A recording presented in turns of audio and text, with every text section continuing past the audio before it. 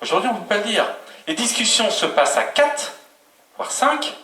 Combien Pringy est invité? Pas toujours. À 4 ou 5. Et personne. Mardi, j'étais effaré. On a beaucoup tanné pour avoir des réponses à nos questions. Et où à la fin, Jérôme Guyard dit vous en savez pratiquement plus que mes conseillers qui découvrent en même temps que vous. Voilà.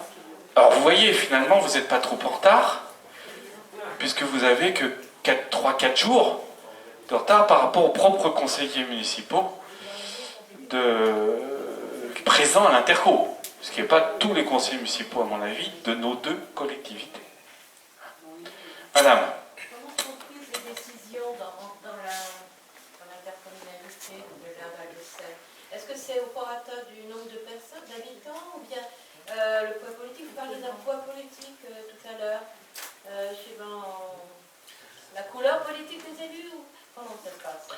Non, alors chaque commune a des représentants qui figuraient là dans vos bulletins de vote de mars 2014, puisque vous aviez les élus communaux et vous aviez la liste des élus intercommunaux à côté. Donc, ils siègent proportionnellement à la taille, effectivement, des communes. Voilà. Donc, ça n'a plus rien à voir où on était, nous, plus Jean-Claude, 19, effectivement, donc avec une égalité entre les 2 communes, quel que soit le poids de la commune. Là, non. La tendance est de renforcer le poids des grosses communes et de diminuer le poids des petites. Voilà. Donc sur l'agglomération melunaise, la loi prévoit 2 choses. Soit on s'appuie sur le CGLT, c'est-à-dire le Code général des collectivités territoriales, et là on applique la règle telle qu'il est définie dans le Code. Soit la loi prévoit la possibilité de monter un contrat local de gouvernance, où en gros, on s'exonère un peu des obligations de la loi, à condition que tout le monde soit d'accord, et que ça passera par un vote. La tendance, effectivement, elle est de renforcer le poids des gros, Melun, etc., et de jouer à Rubel, par exemple, risque de perdre un conseiller, ils en avaient 2, ils risquent d'en avoir plus qu'un seul. Voilà. Ce que je sais aujourd'hui, d'informations non officielles, c'est qu'il y aura un contrat local de présenter. Et on sait que dans les calculs, tout est fait pour que les minorités Pringy, plus de 47% des voix, 43 voix c'était le contraire, que la minorité de Saint-Fargeau-Ponthierry, 300 voix sur les 1800 électeurs, n'ait aucun représentant dans l'agglomération melunaise. Ça, tous les calculs sont faits. Après, ça débouchera comme ça ou pas. Mais il y en a qui activent, je ne donnerai pas de nom, fortement ce dispositif. Et je pense que d'être nombreux ce soir ne va pas forcément calmer les ardeurs dans ce sens. Voilà. Je ne vois pas, en tous les cas, nos territoires privés de 47%, c'est pas la majorité, mais 47% dans une structure démocratique, voilà, où la proportionnalité normalement doit fonctionner. Donc, imaginez-vous qu'on sera très vigilant sur cette question et on aura sans doute besoin de l'appui des habitants pour qu'à un moment donné, quel que soit son vote, en mars 2014, la juste représentation de l'ensemble des habitants doit de toute façon exister si on est dans une société démocratique. Voilà. Alors après, tout ça, ça forme un conseil d'agglomération qui vote sur proposition d'exécutif. Voilà. Je sais juste là-dessus, par exemple, que Pringy n'aura de toute façon qu'un délégué. Un seul. Il n'y en aura pas 2. Donc là, c'est même pas question de la minorité. La question est réglée. Nous, normalement, d'après ce qu'on me fait passer comme information, normalement, on devrait avoir, de par le contrat local, sans doute un siège de plus, donc peut-être en 6 ou 7 sièges. Mais encore une fois, si c'est 7 qui représentent la même proportion, vaut mieux qu'il n'y en ait que 6. Quand on voit qu'on arrive dans les conseils municipaux sans même avoir discuté discuté avant des votes, des délibérations qui sont à voter, ça fait un peu frémir quand même. Voilà. J'espère avoir répondu à votre question. Donc c'est un point sur lequel, bien sûr, on va être vigilant, et bien sûr qu'on questionnera le maire pour savoir qu'est-ce qu'il fait aujourd'hui pour qu'il y ait une juste représentation de sa population au sein de l'agglomération meulunaise, où vont se décider l'essentiel de l'avenir de nos territoires et des services rendus aux habitants. Bonsoir. Bonsoir. Une question. Vous avez le droit de vous présenter, alors on va peut-être pas le rendre obligatoire, mais... Je suis une Thierry Fontaine depuis 7 ans. J'ai vu un peu l'évolution entre vous et maintenant. J'ai vieilli en 7 ans. Moi aussi. Vous non, ça se voit pas. Pour Thierry, donc, je suis donc Thierry Fontaine et j'ai aussi mon entreprise au sein de Thierry. Donc au niveau de la communauté de l'agglo, vous avez parlé de tous les pics, en fait, on va dire. Moi, j'aimerais savoir, en fait, quel sera mon avenir en tant que Thierry Fontaine et puis en tant que chef d'entreprise aussi. Parce que monsieur tout à l'heure a parlé des recettes, notamment le CFE, donc ça sera remis à la communauté Melun-Val de Seine, qui entre autres va redistribuer après par la suite à la commune, c'est ça? Donc je voudrais savoir en fait qu'au plan économique des futures entreprises, est-ce que cela ne sera pas un bien pour justement... Non, les gros yeux là. Non, non, non. Non, mais je pense que... Je me demande en tant que... Voilà, en matière économique, de toute façon, la compétence économique va obligatoirement à l'agglomération meulunaise, ce qui n'était pas le cas de notre communauté de communes. Donc, il devrait lui donner une forte frappe plus importante. Avec des services, peut-être, aujourd'hui...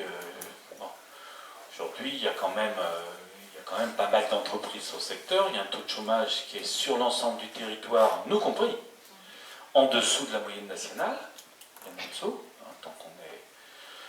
Voilà. Alors, oui, il faut espérer qu'effectivement, même si on n'est pas mal en matière économique, bon, la zone d'activité de Princhy est un peu en difficulté, mais bon, après, je ne peux pas vous dire exactement comment on va... Mais les chefs d'entreprise devraient trouver, sans doute, là, une force de frappe plus importante que ce qu'on était à même à leur donner sur la côté de commune Sénégal. Et l'intégration, justement, de la communauté Melun-Val de Seine, cette forte parce que, intérêt, on va dire, pour Thierry, n'est pas due à l'implantation de Toys R Us? Non. J'ai pas compris le lien que vous faites entre l'intérêt de la communauté Melun-Val de Seine de vouloir absolument Pont-Thierry. Alors, c'est pas ça. Est-ce que c'est pas dû à l'implantation de Toys R Us qui, pour eux, se disent, bah voilà, on va avoir des recettes assez importantes? C'était pas la motivation première. C'était peut-être sous-entendu. La motivation première, c'est que la loi prévoit pour les agglomérations, que pour les agglomérations, 200 000 habitants. Et que l'agglomération lyonnaise ne voulait pas aller avec Sénart. Ce qui a isolé Sénart, effectivement, le préfet de région a fait le lien Évry-Sénart. Mais ça pouvait passer qu'à condition, c'est qu'ils s'ouvrent, de toute façon. Et à ce moment-là, le seul moyen d'avoir une dérogation, c'était de toute façon qu'ils augmentent, qu'ils ne restent pas fermés sur eux-mêmes. Et là, Saint-Fargeau-Pont-Thierry-Pringy était bien placé pour vous dire, regardez, on s'ouvre, donc accordez-nous une dérogation. Chose qui a été faite. Faites des efforts pour un jour atteindre les 200 000 habitants. Si ce n'est quand même cette agglomération qui était la plus grosse de Seine-et-Marne, va devenir une des plus étriquées. En agglomération. Voilà. Merci. Oui, Véronique, vas-y, complète. Hein. Non, moi je pense que sur la question économique, la question du numérique est quand même aussi en lien. Alors certes, le Conseil général a fait un certain nombre de choses pour amener la fibre optique sur les territoires. Aujourd'hui, où on incite au développement des petites entreprises, etc. Donc souvent des gens qui se lancent en étant chez eux, au moins au départ. comment ça va se jouer. Voilà, je pense que c'est intéressant aussi qu'on sache comment le numérique va aussi se répartir ou ne plus se répartir à l'habitant, la fibre optique, à l'habitant. Et on sait que la fibre optique, c'est quand même aujourd'hui une ouverture extrêmement forte pour le dynamisme économique. Quelques mots là-dessus, c'était pas fait exprès, hein, donc, je vous le dis tout de suite. C'était juste simplement, on avait, cher Jean-Claude, sauf si vous voulez prendre la parole là-dessus, on avait, nous, prévu, dans les 3 ans à venir, la fibre optique à l'habitant sur l'ensemble du territoire Saint-Fargeau-Pont-Thierry-Pringy, à l'habitant. Et on avait même anticipé des budgets, contrairement à ce qu'on nous a dit mardi. Vous avez des idées, mais j'ai pas vu, évidemment, on ne gère pas les budgets, mais on avait anticipé une somme, sous votre contrôle, de 300 000 € par an, là où en réalité les études montrent qu'il n'y aurait besoin que de 700 000. L'agglomération mulhouse est un des seuls territoires qui n'a pas pris la fibre optique par le biais d'un syndicat public et qui a confié au privé la mise en place de sa fibre optique. Voilà. Avec toutes les inconnues de savoir si le privé ira au bout de la maison de Seine-Port autant qu'elle le fait au plein cœur de Damary. Là, il n'y a pas de garantie là-dessus. Donc nous, on sait qu'on a des zones, lac de la Guiche, Haute-Villers, des zones blanches, qu'on appelle des zones blanches, où de toute façon, on n'auront jamais ce qu'il faut si à un moment donné, la fibre optique n'arrive pas. Donc là, le fait que l'agglo n'ait pas la compétence, que nous on l'ait avec un schéma, puisqu'on était, j'avais fait en sorte qu'au Conseil général, on soit le 2e territoire de toute la Seine-et-Marne servi dans les travaux, on était le 2e, et Jean-Claude aussi, puisqu'il siégeait, on avait un bon duo au niveau département, et Jean-Claude siégeait au bureau du syndicat en tant que président de la Comcom, et donc on avait ce chantier qui démarrait là. Voilà. Il semblerait, d'après ce que nous a dit Jérôme Guyard, que l'agglo aurait accepté de prendre la compétence numérique sur cette partie de territoire. Sinon, il n'y aurait plus du tout de la question numérique. C'est la seule condition, effectivement, pour qu'on puisse, nous, continuer les chantiers. Enfin, pour que puissent se continuer les chantiers. Il semble que ça soit acté. C'est en tous les cas ce qui nous a été dit, je parle sous contrôle de Denis qui était. Et d'ailleurs, quand on regarde bien, de façon assez précise, c'est aussi ce qui est marqué dans le journal. Donc ce chantier-là, peut-être, ne sera pas complètement bloqué comme on pouvait penser.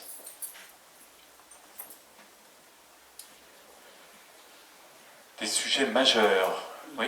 L'agglomération Moulins-Val-de-Seine a toutes les compétences sur le sport.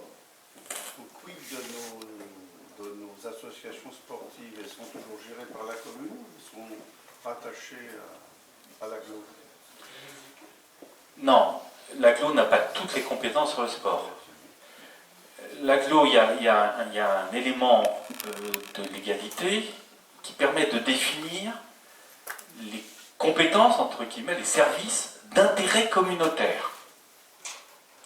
Ça, c'est valable pour la culture, c'est valable pour le sport. Et donc, là aujourd'hui, ils n'ont que ça. Par exemple, ils gèrent le club d'escrime, ils gèrent par exemple les sports de niveau, je crois, la piscine, enfin voilà. Mais le stade de foot du Mai, il n'est pas géré par l'agglo. Alors attention, parce que par contre, la loi envisage la disparition de ce concept, intérêt communautaire, dans les années à venir. Non, mais sur la base de loisirs qui va appartenir à l'agglo, elle n'appartient plus à la commune. Donc les associations qui vont dans la base de loisirs, qu'est-ce qu'elles vont devenir? Alors, il y a une négociation. Tout ça, je le sais grâce au Wi-Fi uniquement. Hein. Mais il semblerait que se discute la possibilité, parce que Jean-Pierre a compris, bien sûr, cette difficulté, d'avoir faire face à ces associations et de leur dire, excusez-nous, c'est plus nous qui gérons, au revoir, le tennis, l'escalade, et puis j'en passe. Donc il semblerait être en train de se discuter le fait de pouvoir garder la propriété tout en laissant la gestion à l'agglo. Ce qui n'est pas un mauvais cas de figure. Ce qui n'est pas forcément un mauvais cas de figure. Si on arrive à ça, ça veut dire qu'on continue à maîtriser ce qui va s'y passer. Ce qui est souhaitable.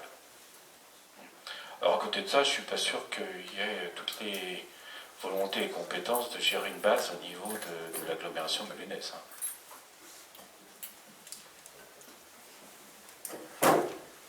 Je viens d'entendre le mot culture et les 26 couleurs. Sors pas ton revolver.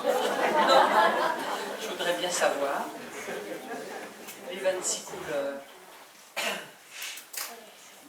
Alors, les équipements, ça se pose partout, les équipements, les gymnases, ce que disait Gérard tout à l'heure, l'ensemble des questions se posent. Est-ce qu'à un moment donné, ça va être propriété gérée par des structures qui nous dépassent autres? Les 26 couleurs aujourd'hui ne sont pas dans les discussions, d'autant plus que Volpénil a un centre culturel assez actif, Melun aussi d'ailleurs, et que Damary aussi, Le May, je pense aussi, hein, avec qui fonctionne bien. Donc, et pour l'instant, toutes ces communes gèrent leur centre culturel. Ce qui semblerait, c'est qu'il y a des discussions pour pouvoir harmoniser certaines programmations sur les 3-4 grosses structures, ce qui là, c'est bien sûr, ça serait un plus. Savoir le devenir de l'ENS. Là, c'est pas lié à l'agglo. Non.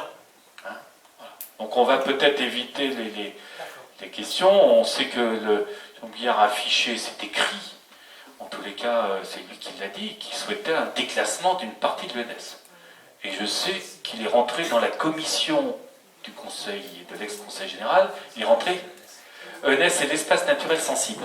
Pour éviter l'urbanisation de Tilly, vous savez, dans le grand parc de Péchinet, parce qu'on a très vite vu sur la partie urbanisable comment le promoteur avait très très vite fait construire. Parce que Jeanville, qu'est-ce que j'ai dit? Non, Jeanville. Oh là, c'est le lapsus. Et il faut demander un ENS à. Voilà. Et donc on a fait classer ces 36 hectares par un espace naturel sensible, donc qui est un dispositif, un statut, conseil général, parc naturel du Gâtinais, voilà, et commune. Et donc, il l'a affiché, et je sais qu'il siège dans la commission espaces naturels sensibles pour changer le règlement des espaces naturels sensibles. Voilà. Alors sans doute pas dans la totalité, au début ça va être sans doute pour mettre 3 poules et puis 2 canards, je ne suis pas sûr. Vous savez, je vais vous dire, hein, si on avait permis l'urbanisation des 36 hectares, on pouvait diminuer d'un tiers vos impôts pendant 10 ans. Hein. Après, ce sont des choix. Est-ce qu'on a envie de voir... voilà. Là, on sait qu'en échange de la nouvelle mairie, il y aura 700 logements négociés sur l'espace entre la mairie et la rue de la Fileuse. Voilà. Négocié. Parce qu'il y a une délibération là au prochain conseil municipal qui est essentielle. Qui va être essentielle. Et qui, curieusement, fait un échange sous valeur entre une propriété qui appartient à BSF, en face Truffaut, et un terrain communal. Voilà. Je vois mal BSF être intéressé par les terrains de la mairie. Donc ça veut dire, chose qui n'est pas dans la délibération, qu'il y a bien quelqu'un à un moment donné qui va faire la bascule de tout ça. Voilà. Ce qui est sans doute la principale motivation de ce changement, et non pas la question des handicapés, là où dans le même conseil municipal, on demande un report de 6 ans du plan d'aménagement, d'accessibilité aux équipements publics. Voilà. J'espère que c'est pas de moi que... Est-ce qu'il y a d'autres questions? Mais j'ai l'impression... On va rester sur l'agglo, hein? Non, mais j'ai l'impression qu'il y a une défiguration de la commune qui se prépare. Il y a des choix majoritaires. Je crois que les gens... On a une commune qui est magnifique. C'est ça qui m'attriste. Écoutez, les gens ont fait des choix, ils sont... Ouais, oui. Ils sont. Après, est-ce que tout ça s'était affiché dans les programmes, que la priorité de la commune c'était de changer de mairie, c'est d'urbaniser Tilly, c'était de fermer Fervambule, est-ce que ça c'était dans les programmes? Je vous invite à revoir et à les relire. Moi j'ai un petit peu de mal, vous comprenez, donc je vous laisse le faire. Pringy. Oui, Claude Frollet de Pringy. Vous nous avez parlé tout à l'heure, enfin, moi Stéphanie nous a parlé tout à l'heure, d'un regroupement possible entre Ponthierry et Pringy. Qu'est-ce qu'il y a effectivement derrière tout ça? Parce qu'on en entend entendu parler, mais est-ce qu'il y a des choses bien précises où on en est aujourd'hui? L'élément clé, et là je parle sous couvert de Véronique, c'est au vœu de janvier de l'intercommunalité où le maire de Pringy a dit au personnel qu'il souhaitait une fusion des deux communes. Chose qui bien sûr a repris vers février-mars, sur lequel il y a une réponse en disant ce n'est que la rumeur, si ce n'est que c'était dit. Bon. Et sachant quand même que les communes nouvelles, la loi aujourd'hui prévoit ce qu'on appelle les communes nouvelles, qui sont essentiellement réservées, enfin le législateur, pour toutes les communes de moins de 2000 habitants. Dire comment, plutôt que d'avoir 5 communes de 500 habitants, comment à un moment donné on mutualise, on en fait une de 2005. En Seine-et-Marne, on a une expérience comme ça, c'est Écuelle et Moret, qui ont créé une commune nouvelle. Alors, l'intérêt du législateur, c'est de voir une mutualisation des services, c'est de voir effectivement un raisonnement sur un territoire un peu plus large, et puis, il a mis la carotte, qui est de dire, comme les dotations de l'État vont baisser régulièrement, celles et ceux qui s'engagent sur les communes nouvelles auront leur dotation figée pendant 3 ans, à condition de prendre la décision avant fin 2016. Donc je pense que ce qui était en jeu début janvier, ce qui ensuite était, voilà, le fait qu'ensuite ça a été discuté avec les habitants, par les élus, par Stéphanie, par Didier, et le fait d'avoir ouvert cette réflexion aux habitants de Pringy a sans doute un peu freiné les ardeurs dans ce sens-là. Voilà. Je ne vous dis pas pour les gens de Pringy, déjà dans l'agglo les effets fiscaux du rattrapage en plus avec Saint-Fargeau-Ponthierry, voilà, qui a 9 groupes scolaires, il y a des raisons, il y a 50 km de voirie, mais il est évident que là, il y aurait une double escalade des effets fiscaux. Hein. Pour toujours un objectif, cet objectif, c'est bien avoir plus d'argent possible dans les caisses, quoi. Bon. Alors c'est bien d'avoir plus d'argent possible dans les caisses, mais est-ce que c'est la première finalité, effectivement, des responsables publics qui doivent tenir compte de ça? Est-ce que ça va être le levier premier déterminant de toute décision? Ouais, quand on a augmenté les rallyes vélo, il n'y a plus personne qui est allé au rallye vélo. Quand on n'a pas augmenté, quand on a créé. Quand on a aujourd'hui monté le financement des temps rythme scolaire, là j'ai eu l'information que sur un groupe scolaire, il y avait 30% d'enfants en moins qui fréquentaient.